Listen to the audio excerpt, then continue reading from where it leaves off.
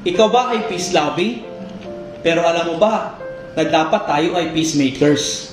Matthew chapter 5 verse 9, Blessed are the peacemakers, for they will be called children of God. Ito ay mula sa Sermon on the Mount ni Jesus.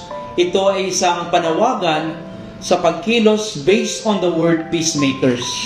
Ang pagiging tagapayapa ay hindi lamang pag-iwas sa gulo, kundi aktibong paggawa tungo sa pagkakasundo, pag-unawa at kapayapaan.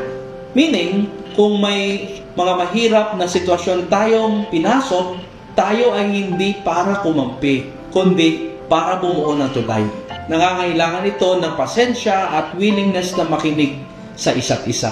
Kapag nagsusumikap tayo para sa kapayapaan sa ating mga tahanan, pinagtatrabahuan at komunidad, sinasalamin natin ang pagkatao ng Diyos at sa paggawa nito, kinikilala tayo bilang anak ng Diyos. Alam kong hindi ito madaling landas, ngunit ito ay pinagpala at umahantong sa tunay na katuparan at isang mas malalim na koneksyon sa Diyos. Panginoon, bigyan mo kami ng pusong may pagpapakumbaba. Maraming salamat, Jesus, dahil ikaw ang prinsipe ng kapayapaan.